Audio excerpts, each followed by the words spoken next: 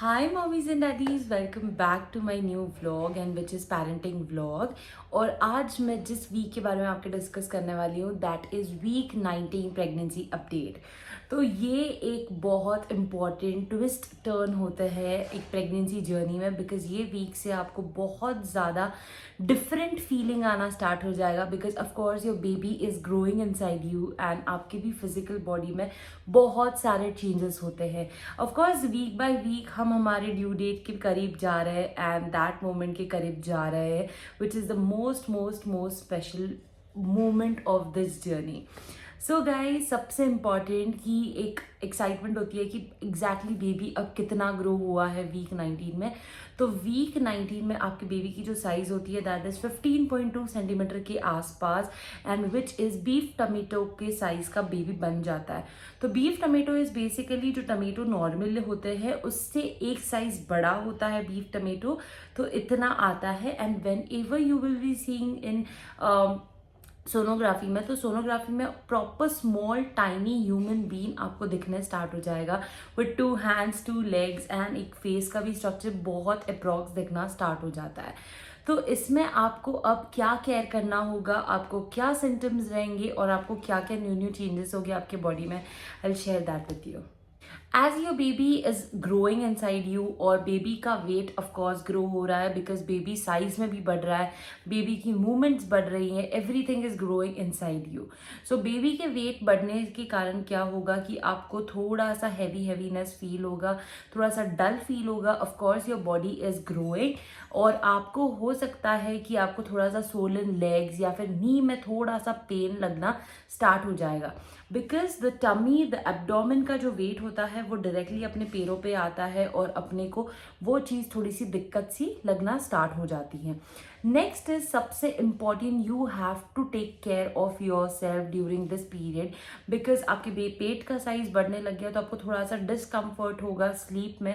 तो स्लीप का डिस्कम्फर्ट दूर करने के लिए you have to take the pregnancy pillow या फिर आप नॉर्मल पिलो का भी यूज़ कर सकते हो जो कि आप बेली पे सपोर्ट देने के लिए यूज़ कर सकते हो। आपके बेली को सपोर्ट मिलना that is very very very important, because आप एक साइड एकदम झुक के भी नहीं सो सकते हो, आप सीधा भी नहीं सो सकते हो। बट अभी के वीक में ये इंपॉर्टेंट है कि ऐसा कंपलसरी नहीं है कि लास्ट में आपको बोला जाता है कि ट्राई करो लेफ्ट साइड में सोने के लिए। अभी आप राइट साइड लेफ्ट साइड कहीं पे भी सो सकते हो because the baby size is very very very small. अब जो आपको बबलिंग वाली जो फीलिंग आनी लग जाती है आपके टमी के अंदर, ऐसे फिशेस वाले क्रॉलिंग आने लग जाते हैं, तो इसको बोलते हैं जब बेबी मूवमेंट थोड़ा थोड़ा फील होना स्टार्ट हो जाता है। एकदम जो प्रोमिनेंट वाला बेबी मूवमेंट होगा वो धीरे धीरे धीरे धीरे आना आपको स्टार्ट हो जाएगा, but you are very very close to the baby movements. एक बार स्टार्टिंग में आपको एकदम से पता नहीं चलेगा, जब मेरे साथ ये चीज़ हुई थी तो मेरे को एकदम थोड़ा सा ऐसे फिश ने ऐसे अंदर से टच किया ऐसा फील आ रहा था, बट धीरे धीरे जैसे बेबी मूवमेंट्स बहुत ज़्यादा प्रोमिनेंटली पता चलने लग गई, तो that is the most most amazing feeling. And what you can do is थोड़ा सा हाथ रख के you can just feel it, you can just talk to your baby and ये बहुत आसानी से होगा। अगर आपने गर्भ संस्कार नहीं ज्वाइन किया तो आप ये वीक से भी गर्भ संस्कार स्टार्ट कर सकते हो, because it will make your communication to your baby very very very clear and बहुत अच्छा बॉन्ड बन जाता है। सबसे इम्पॉर्टेंट बात यह है कि you have to be very very active रहना बहुत ज़्यादा ज़रूरी है। अगर आप एकदम डल जोन में चले जाओगे of course you will be gaining weight और फिर ये डिलीवरी में बहुत ज़्यादा दिक्कत आती है। तो आप जितना एक्टिव रह सकते हो, आप जितना चल सकते हो, दैट इज़ वेरी इंपॉर्टेंट। इसका मतलब ये नहीं होता है कि एक्टिव रहना मतलब एक्सरसाइज करना, बहुत हार्श वाली एक्सरसाइज करना, नो। एक्सरसाइजेस के लिए आप ऑफकोर्स आपके गायनेकोलॉजिस्ट को पूछ सकते हो। And if you want to do active like home chores में काम करो, आप घर का रूटीन का काम करो, that is also very nice. आप गर्भ संस्कार की क्लासेस ज्वाइन कर सकते हो, थोड़ा सा जहाँ प्री नेटल योगा करवाते हैं आप वो ज्वाइन कर सकते हो, which will help you towards your happy pregnancy. But ऐसी कोई चीज़ मत कर लेना, ऐसी हार्श एक्सरसाइजेस मत कर लेना जिससे आपको और आपके बेबी को कोई दिक्कत फेस करना पड़े। Now the next thing is better sleep is very important. अगर आप अच्छी नींद लोगे तो that is very good for the babies development और आपकी हेल्थ के लिए भी बहुत ज़्यादा इंपॉर्टेंट होती है. तो one term is called it meditation. तो इसमें ये होता है कि half meditation and half stretches. जो स्ट्रेचेस होते हैं ना, बेबी को बेली बम्प को लेके वो स्ट्रेचेस करवाते हैं. तो आप ये टर्म कभी भी सुनना या फिर आप गूगल कर लेना या फिर आपके गायनोकोलॉजिस्ट को पूछना. They will tell you what is meditation. तो मेरी डॉक्टर ने मेरे को बोला था ये टर्म के बारे में and it is amazing. Stretches से क्या होता है कि आपकी बॉडी जो हैवी हैवी लगती है और बहुत बंदे बंदे जैसी लगती है ना, ये स्ट्रेचेस के चक्कर में क्या होता है कि आपको बहुत खुला और बहुत फ्री लगता है. आजकल तो इसमें बहुत ज़्यादा योगा एंड स्ट्रेचेस आने लग गए. तो आप गायनेकोलॉजिस्ट को पूछ के आप वो भी स्टार्ट कर सकते हो and this will really really make you feel happy. But आप जो भी चीज़ करोगे आपके गायनेकोलॉजिस्ट को पूछना and then only you do it. खुद के मन से बिल्कुल भी कुछ भी मत करना. अब जैसे मैंने आपको प्रेगनेंसी पिलो के बारे में बात करी, तो प्रेगनेंसी पिलो अगर आपको नहीं लेना है तो आप नॉर्मल पिलो को लेके एक पिलो आपके टमी के नीचे रख सकते हो एंड सेकेंड पिलो आप बिटवीन योर लेग्स रख सकते हो. इससे क्या होगा कि आपको एक अच्छा रिक्लाइनिंग वाला फीलिंग आएगा और आप बहुत कंफर्टेबली सो पाओगे. बिकॉज बेबी अपनी जो बॉडी है वो इतनी मतलब थोड़ी सी जगलिंग हो जाती है कि आपको सोने में बहुत ज़्यादा दिक्कत होती है. Even the breast size is increasing because milk production होता रहता है तो एंगॉजमेंट होने लग जाता है. तो दैट इज़ अ थिंग. तो ब्रेस्ट के बढ़ने से भी आपको सोने में बहुत ज़्यादा अनकंफर्टेबल फील हो सकता है. तो for that you have to use pillow. अगर आपको एक ट्रायल पिलो करना है तो आप ऑर्डर करके देखो कि आपको कैसे कंफर्ट लग रहा है. But pregnancy pillow is the most comfortable thing जो मैंने यूज़ करी अपने प्रेगनेंसी में.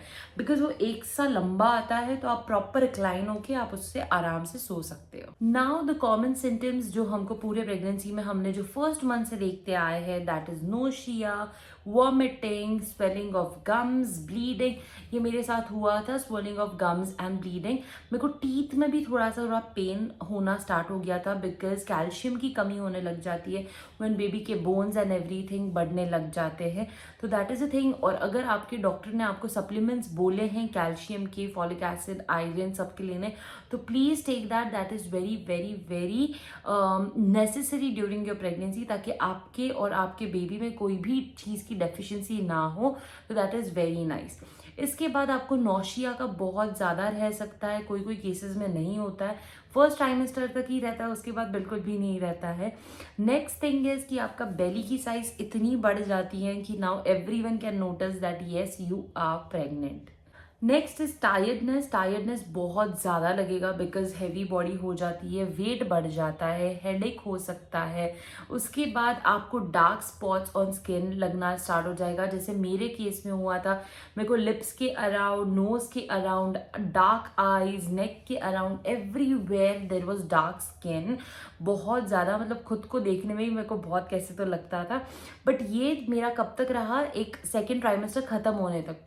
थर्ड ट्राइमेस्टर से एक अलग ग्लो आ जाता है चेहरे पे and that feels very very very beautiful. Most beautiful thing is कि आपके बालों का जो वॉल्यूम होता है, आपके जो बाल होते हैं वो बहुत ज़्यादा शाइनियर एंड थिकर होना स्टार्ट हो जाते हैं. आपको वॉल्यूम एक, अभी तक आपने वो वॉल्यूम नहीं देखा होगा जो वॉल्यूम आपको प्रेगनेंसी में देखने मिल जाएगा बिकॉज इतना अच्छा ग्रोथ होता है अपने बालों का. That is amazing. कोई कोई चीज़ बहुत गलत होती है अपने साथ, कोई कोई चीज़ बहुत अच्छी होती है. Next thing is that is constipation. अब कॉन्स्टिपेशन के लिए नॉर्मल चीज़ है सबके केस में. तो आप आपके डॉक्टर को, अगर आपको बहुत फ्रीक्वेंटली ये दिक्कत हो रही है तो आप आपके डॉक्टर से कंसल्ट करना और डॉक्टर को बोलना कॉन्स्टिपेशन के बारे में. आप ज़्यादा प्रेशर से भी नहीं कर सकते हो because that can make a problem to you and your baby. So constipation की अगर दिक्कत हो रही है please consult your gynaecologist. And the last thing I want to tell you that is leg cramps. Leg cramps is also the most common thing in pregnancy. तो इसके लिए मैंने आपको ऑलरेडी टिप्स बता दिए हैं, तो आप वो रील भी देख सकते हो इंस्टाग्राम पे जाके या पीछे के वीक अपडेट्स में भी मैंने शेयर किया. तो leg cramp is very very very common symptom during the whole pregnancy. Journey. So that's it guys, मेरे को यही वीक 19 अपडेट के बारे में आपके साथ शेयर करना था, और ये मैं बस एक मोटो से आपके साथ शेयर करती हूँ कि आपकी प्रेगनेंसी जर्नी बहुत ज़्यादा आसान रहे एंड आपको कोई भी दिक्कत ना आओ। Just enjoy your pregnancy phase, because ये फेज दोबारा नहीं आता है until you take the second chance. So guys, please like, share, subscribe my channel. अगर कोई वीक 19 में है, कोई अपने प्रेगनेंसी जर्नी में है, तो please share this video with them कि उनको भी हेल्प हो जाए. Bye guys.